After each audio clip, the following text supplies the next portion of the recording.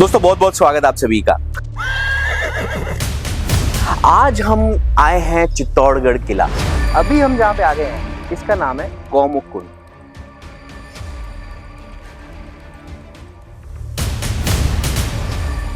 तो अब हम आ चुके हैं कुंभा महल में। वीरता का ये प्रतीक है ये किला।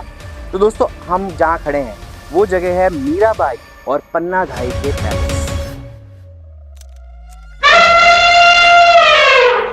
यहाँ पे रानी पद्मावती और उनकी 16,000 दासियों ने जौहर किया था। अब हम देखेंगे रानी पद्मावती का महल, जो अरावली पहाड़ से ऊपर जब सूरज आता है। दोस्तों जौहर शब्द का आज हम मतलब जानेंगे, असली मतलब। राजस्थान की शान, भारत की शान ये है। इसके साथ ही अब मैं आपको एक और चीज दिखाना चाहूंगा, रानी पद्मावती की काल्पनिक प्रतिमा। तो उनमें से ज्यादातर बैटल जो है वो कहाँ लड़ी गई ये आप देख सकते हैं। दोस्तों बहुत बहुत स्वागत आप सभी का। आज हम आए हैं चित्तौड़गढ़ किला। यहाँ पे हम आपको बताएंगे रानी पद्मावती कहाँ रहती थी। यहाँ पे हम आपको बताएंगे कि वो पूजा कहाँ करा करते थे चित्तौड़ किले में। चित्तौड़गढ़ की बात करें तो ये ऐतिहासिक किला है। मेवाड़ साम्राज्य का गढ़ था ये। मेवाड़ का कैपिटल रहा बहुत ही लंबे समय तक। बप्पा रावल से लेकर कई महाराणा यहाँ पे चित्तौड़गढ़ किले में रहे। इस किले का बहुत ही ज्यादा रिच इतिहास है जो हम आज आपके साथ शेयर करेंगे। तो दोस्तों बने रहिए हमारे साथ। अगर चैनल को सब्सक्राइब नहीं किया तो फटाफट से सब्सक्राइब का बटन दबा दीजिए। आज हम आए हैं चित्तौड़गढ़। चित्तौड़गढ़ की जब हम बात करते हैं, ये जो किला है भारत का ही नहीं एशिया का सबसे बड़ा किला। और ये इसका क्षेत्रफल अगर हम देखें तो 700 एकड़ में फैला हुआ ये किला है। और सबसे ज़बरदस्त बात क्या है इसकी कि चारों तरफ 13 किलोमीटर लंबी एक वॉल बनाई गई है इसके आसपास। इसके साथ ही अगर हम बात करें चित्तौड़गढ़ किले की, तो आज भी 5,000 से ज़्यादा लोग इस किले में रहते हैं। इसके साथ ही हम कह सकते हैं दुनिया का लार्जेस्ट लिविंग फोर्ट में से शुमार है। इसके साथ ही एक और चीज़ मैं आपको बताना चाहूँगा कि यहाँ पे अगर हम बात करें चित्तौड़गढ़ की, तो 100 से ज़्यादा मंदिर यहाँ पे स्थित है। ज़्यादातर मंदिर जो है इसमें शिव मंदिर है और कुछ जैन टेम्पल्स भी यहाँ पे शामिल है। इसके साथ ही एक और चीज़ काफ़ी जो दिलचस्प है वो है कि यहाँ पे 25 से ज़्यादा बार मुग़ल आक्रमणकारियों ने यहाँ पे हमला किया और उन 25 में से सिर्फ 4 बार वो सक्सीड कर पाए। क्या है पूरा इतिहास उसके बारे में हम आज जानेंगे। सबसे पहले शुरू करते हैं कुंभा महल से। आइए चलते हैं। तो अब हम आ चुके हैं कुंभा महल में। इस जगह जहाँ हम खड़े हैं यहाँ होता था अस्तबल। घोड़े जो है राजा महाराजाओं के वो यहाँ पे उनको बांधा जाता था। अब इसके साथ ही जस्ट बगल में अगर आप देखेंगे तो ये है सूरज खोखरा। सूरज का खोखरा यहाँ पे अगर हम बात करें तो राणा कुंभा जो थे वो हवन किया करते थे, पूजा किया करते थे। और साथ ही में यहाँ पे एक बहुत बड़ी स्वर्ण मूर्ति थी सूरज भगवान की, जो आज आपको सिटी पैलेस उदयपुर में देखने को मिलेगी। तो दोस्तों आज के घर जो हम देखते हैं उनकी उम्र होती है अक्सर 40 साल 50 साल, जब बहुत ज़्यादा भी होगी तो 60-70 साल। ये देखिए आप, सदियों तक चलने वाला ये पिलर यहाँ पे आपको देखने को मिलेंगे, आज भी रॉक सॉलिड। तो दोस्तों अब हम जो देख रहे हैं यहाँ पीछे हमारे मर्दाना महल, और अब हम देखेंगे रानी पद्मावती का महल। ये जो महल है यहाँ पे 4 महीने साल के रानी पद्मावती रहा करती थी। यहाँ पे अगर देखेंगे काफ़ी सारी खिड़कियाँ बनी हुई है। जब भी कोई राजा महाराज आते थे तो यहाँ पे फूलों से उनका स्वागत किया जाता था। नीचे अगर आप देखेंगे यहाँ पे तो ये है उनका चेंजिंग रूम। और आज भी देखिए आप कितना ब्यूटीफुली इसको कारीगरी करी गई है। ये डिस्ट्रॉय ज़रूर हो गया है, तो ये डिस्ट्रॉय किया गया मुग़ल आक्रमणकारियों द्वारा, और उसके बावजूद आज देखेंगे तो जो आर्किटेक्चरल मार्वल है, ये ब्यूटी है, वो इंटैक्ट है आज भी। देखिए आप खिड़कियों की कलाकृति देखिए आप किस तरह से बनाई गई है। मोटी मोटी दीवार है यहाँ पे।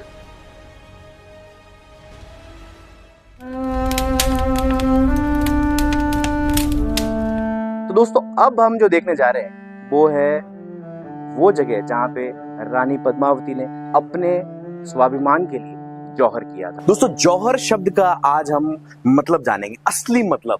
ये तो आप सभी को पता है कि जौहर का मतलब है अपने प्राणों की आहुति देना, आग में खुद को समर्पित कर देना।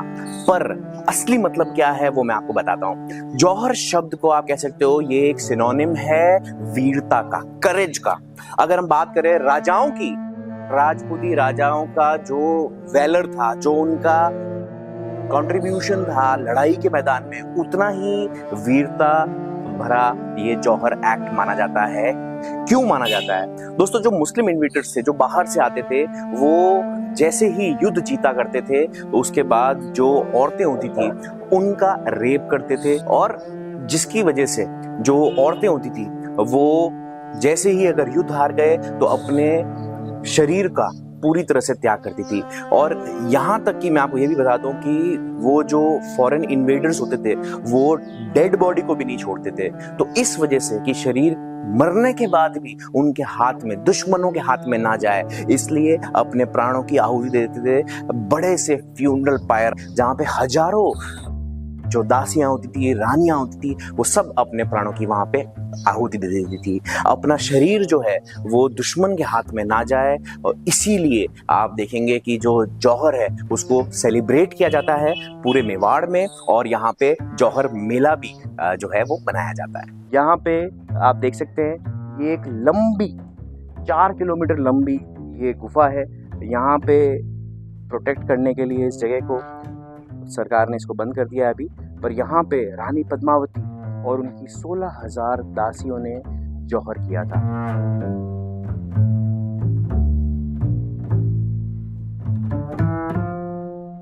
तो जैसा कि हम जानते हैं कि जो भी राजपूती महारानियां थी वो अपना स्वाभिमान बचाने के लिए जौहर किया करती थी। जब हम बात कर रहे हैं 1534 की, तो यहाँ पे रानी कर्णावती ने जौहर किया था। ये जो आप स्थल देख रहे हैं ये जौहर स्थल के नाम से मशहूर है।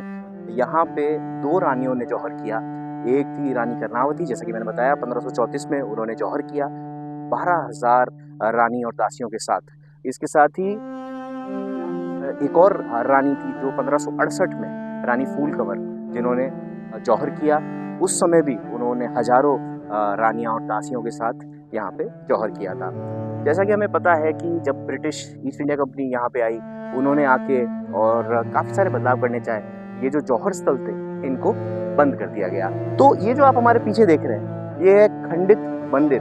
पहले ये शिव जी का मंदिर हुआ करता था, जहाँ से जंप करके जो रानियाँ होती थी, दासियाँ होती थी, वो यहाँ पे जौहर करती थी। उनकी याद में ये अब एक कुंड बनाया गया है जिसे हम जौहर स्थल कहते हैं। जौहर स्थल पे हम खड़े हुए तो ज़रूर एक चीज़ का जिक्र यहाँ पे होना चाहिए। चित्तौड़ में होली के 11 दिन बाद जौहर मेला चैत्र कृष्ण एकादशी के दिन लगता है। तो दोस्तों अभी हम जहाँ खड़े हैं वो जगह है मीराबाई और पन्नाधाई के पैलेस। इसके बारे में जानकारी देने के लिए हमारे बीच मौजूद हैं यहाँ के बहुत ही फेमस टूर गाइड, और सबसे अच्छी बात यह है कि वो इसी चित्तौड़गढ़ किले में रहते हैं, वो नेटिव हैं यहाँ के। तो बहुत बहुत स्वागत है आपका आशीष शर्मा जी, वेलकम। पन्नाधाई और मीराबाई की स्टोरी हम आपके मुंह से जरूर सुनना चाहेंगे। तो सर जी सर, जहाँ पे आप आए हो ये मीराबाई का पैलेस था पूरा, जहाँ पे अपन खड़े हुए हैं ये पूरा मीराबाई का पैलेस है, और इसी के जस्ट सामने ये पन्नाधाई का पैलेस है। मीरा एंड पन्नाधाई का पैलेस है। हमारे यहाँ पे जो सबसे जो रोचक जो कहानी है जो दिल को छूले वो है धाई पन्ना की। इस मेवाड़ की राजगद्दी के ऊपर विक्रमादित्य बैठे थे, ठीक है। तो सांगा जी का एक दासी का दासी पुत्र था बनवीर। बनवीर ने इस चित्तौड़ किले के ऊपर अटैक किया और विक्रमादित्य को धोखे से मरवा दिया, और फिर वो यहाँ का किंग बन गया। मगर जब उसको ये बात पता चले कि अभी तक उदय सिंह जिंदा है तो मैं यहाँ तक राजा नहीं बन सकता हूँ, तो उसको मारने के लिए वो इसी जगह पे आया था।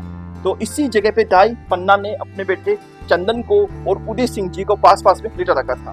पन्नाधाई ने क्या किया, अपने बेटे चंदन के कपड़े तो उदय सिंह को पहना दिए और उदय सिंह जी के कपड़े चंदन को पहना दिए, ठीक है। तो एक टोकरे के अंदर एक सेवक के साथ में छोटी बच्चों के बीच में उदय सिंह जी को लेटा के इसी सुरंग के रास्ते से बाहर की तरफ निकाल दिया। जैसे ही बनवीर यहाँ पे आया था, बनवीर ने देखा कि पन्नाधाई की गोद में जो छोटा सा बच्चा सोया हुआ था, नींद में था अपनी माँ की गोद में, उसको उदय सिंह समझ के पन्नाधाई की गोदी से उसको छीन के जो नींद में था उसके 3 टुकड़े करके उसको जान से मार खत्म कर दिया उसको। पन्ना देवी कौन थी? कास्ट की थी गुज्जर और वो थी विडो।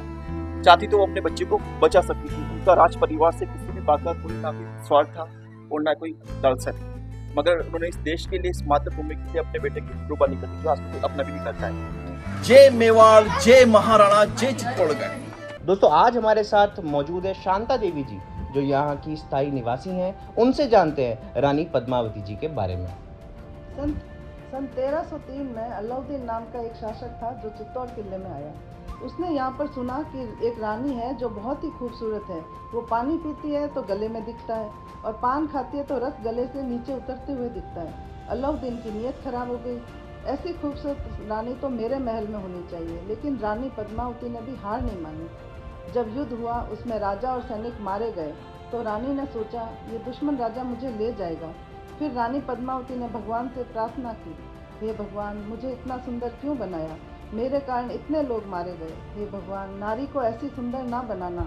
फिर रानी पद्मावती ने 16,000 रानियों और दासियों के साथ जौहर कर लिया। यहाँ पर ये तस्वीर है जो प्रत्यक्ष और सच्ची है।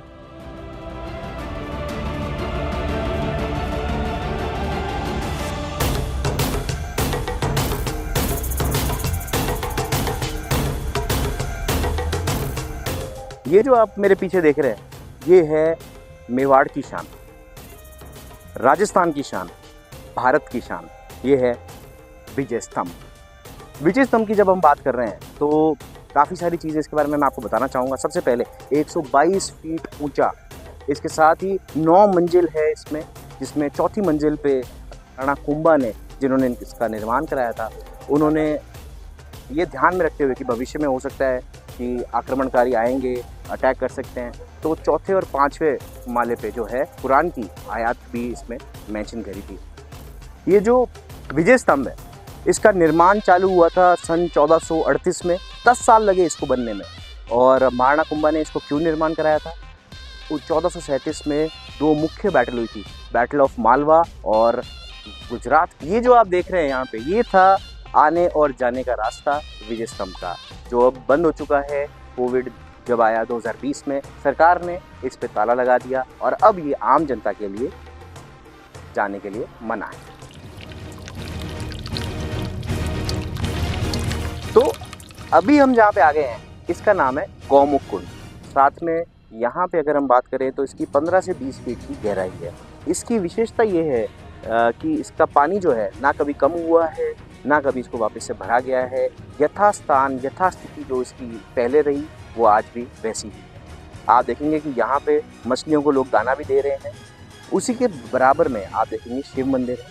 शिव मंदिर की जब हम बात करते हैं तो वहाँ पे एक प्राकृतिक झरना आ रहा है, जिसका राज आज तक किसी को नहीं पता कि वो पानी जो है वो 12 मास कैसे वहाँ से आ रहा है। सर्दी में गर्म पानी, गर्मी में ठंडा पानी वहाँ से आता है। उसके साथ ही बगल में है रानी पद्मावती की काल्पनिक प्रतिमा।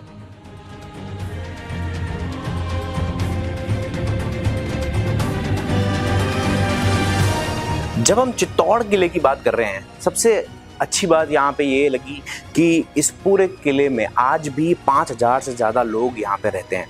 इस किले में उस समय भी पूरा जो शहर था, पूरी जो बस्ती थी, वो किले के अंदर है। तो एक दीवार से चारों ओर बनाई गई है, उसके अंदर ही लोग रहा करते थे। और ये बात आप देखेंगे कॉमन है कुंभलगढ़ की। पर कुंभलगढ़ जो था वो एक बॉर्डर फोर्ट था, वहाँ पे लोग सिर्फ किसी स्पेसिफिक पर्पस के लिए जाया करते थे। जबकि अगर हम बात करें चित्तौड़ की, तो वो एक शहर जैसा शहर था जहाँ पे पूरी आबादी मेवाड़ राज्य की रहा करती थी।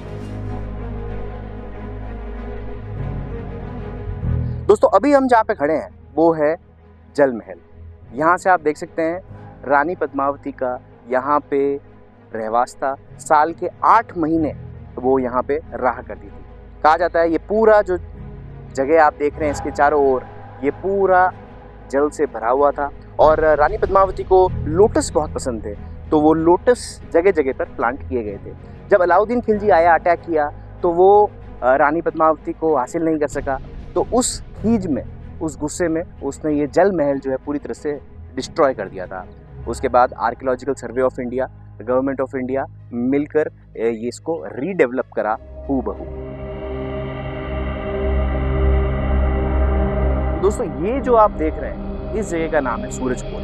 सूरज की पहली किरण जो उन अरावली पहाड़ से ऊपर जब सूरज आता है तो यहाँ से पहली किरण जो आती है वो आती है इस दरवाजे की ओर, जिस वजह से इसका नाम सूरज पोल रखा गया। ये जो आप देख रहे हैं यहाँ पे स्पाइक्स लगे हुए हैं, ये पुराने ज़माने में जब हाथी जो मुगल आक्रमणकारी थे वो हाथियों का इस्तेमाल करते थे, तो हाथियों से बचाव के लिए इस तरह के स्पाइक्स लगाते थे। और पाइक में भी अगर हाथी सर दे भी मारे तो पीछे ये जो हुक होते थे, ये वापस जब हाथी अपना सर निकालने की कोशिश करता था, हड्डी उसकी पक्का टूट जाती थी और यहाँ पे ये दरवाजा सुरक्षित करा जाता था। तो ये आप देख सकते हैं सूरज पोल, ये एंट्री पॉइंट था अगर हम बात करें पुराने किले की। पर आज की तारीख में अगर हम देखें तो जो भी एंट्री पॉइंट्स में गेट थे वो सारे के सारे गेट्स जो है वो मुगल आक्रमणकारियों ने डिस्ट्रॉय कर दिए, तो जिसकी वजह से अब ये बन गया है एग्जिट पॉइंट कह सकते हैं आप, या फिर आखिरी दरवाज़ा फोर्ट का। इसके साथ ही अब मैं आपको एक और चीज़ दिखाना चाहूँगा।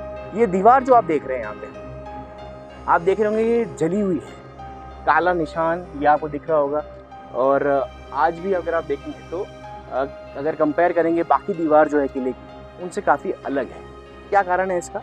कि जब पहले के ज़माने में जब अगर दरवाज़ा नहीं भेद पाते थे तो उसमें वो कोशिश करते कि रस्सी फेंक के ऊपर चढ़े और किसी तरह से अंदर पहुंच जाए। तो जैसे ही वो कोशिश करते थे ऊपर चढ़ने की, ऊपर से गर्म तेल का छिड़काव यहाँ पे किया जाता था, गर्म तेल बरसाया जाता था, जिसकी वजह से ये दीवार जलकर आज ऐसी हो गई है। इसके साथ ही हम दिखाना चाहेंगे आपको जो बैटल फील्ड थी, जहाँ पे अधिकतर लड़ाइयाँ जो लड़ी गई हैं, 25 से ज़्यादा लड़ाइयाँ हुई है। अगर हम बात करें चित्तौड़गढ़ किले में, तो उनमें से ज़्यादातर बैटल जो है वो कहाँ लड़ी गई ये आप देख सकते हैं। ये जो पूरा समतल एरिया आप देख रहे हैं, यहाँ पे होती थी ये सारी बैटल्स, चाहे वो अलाउद्दीन खिलजी के साथ हो या फिर कोई दूसरी बैटल्स हो, सारी की सारी बैटल्स जो हैं वो यहीं पे लड़ी गई। इस किले के लिए अगर आप 3 दिन भी लगा कर आएँ, पूरा किला आप तब भी कवर नहीं कर पाएंगे, इतना बड़ा ये किला है। 13 किलोमीटर लंबी दीवार है इसके चारों ओर, और आप देखेंगे जगह जगह से ये थोड़ा डिस्ट्रॉयड भी है। इसका मतलब यही है कि कई सारे युद्ध इस किले ने झेले हैं। ये देख सकते हो आप, ये पूरी बड़ी सी रणभूमि है, पे बहुत सारी बैटल्स हुई हैं। ये दीवार देखिए आप किले की, यहाँ पे पूरी जगह आपको काली काली ये दीवार दिखेगी। ये दिखाता है कि कितना संघर्ष किया है यहाँ के राजाओं ने, यहाँ के सैनिकों ने। चित्तौड़ का नाम जब भी हमारे दिमाग में आता है, हमारे दिमाग में एक ही शब्द आता है, वो है वीरता। वीरता का ये प्रतीक है ये किला। अगर हम बात करें मेवाड़ साम्राज्य की, तो शान है मेवाड़ की चित्तौड़गढ़। दोस्तों एक बात मैं आपको बता दूं, पूरा चित्तौड़ किला घूमने के बाद मैं आपको ये जरूर रेकमेंड करूंगा कि ये किले को घूमने के लिए जो बेस्ट टाइम है वो होगा रेनी सीजन, विंटर्स। बहुत ही बड़ा किला है, मतलब अगर आप 2 या 3 दिन लगाकर अगर आप घूमेंगे, कोशिश करेंगे किला पूरा कवर हो जाए, तब जाके वो कहीं कवर हो सकेगा। दोस्तों मैं जानता हूं अभी हम सब बहुत उत्सुक हो रहे हैं चित्तौड़गढ़ किले में अपने कदम रखने के लिए, और मैं आपको यकीन दिलाऊं अगर आप यहाँ पे आएंगे आपको बहुत ही आनंद महसूस होगा, क्योंकि आपको पता चलेगा रिच हिस्ट्री ऑफ मेवाड़ के बारे में। अगर आप ये वीडियो देख रहे हैं अभी तक, तो आई एम श्योर आपने जो हमारे पुराने एपिसोड्स है जहाँ पे हमने हल्दी घाटी और कुंभलगढ़ किला कवर किया है वो भी आपने ज़रूर देखे होंगे। और आने वाला वीडियो जो है वो उदयपुर का सिटी पैलेस है, जहाँ पे हम आपको लेके जाएंगे लेक पिचोला के जस्ट बगल में ये जो ब्यूटीफुल सिटी पैलेस है, उसका वीडियो देखना मत भूलिएगा। दोस्तों चैनल को सब्सक्राइब जल्दी से कर दीजिए अगर अभी तक नहीं किया, फॉलो कीजिए हमें इंस्टाग्राम पे, फेसबुक पे, और इसके साथ ही अगर लाइक का बटन अभी तक नहीं दबाया है तो फटाफट से दबा दीजिए। मिलते हैं अगले वीडियो में, तब तक के लिए ध्यान रखिए आप सब अपना।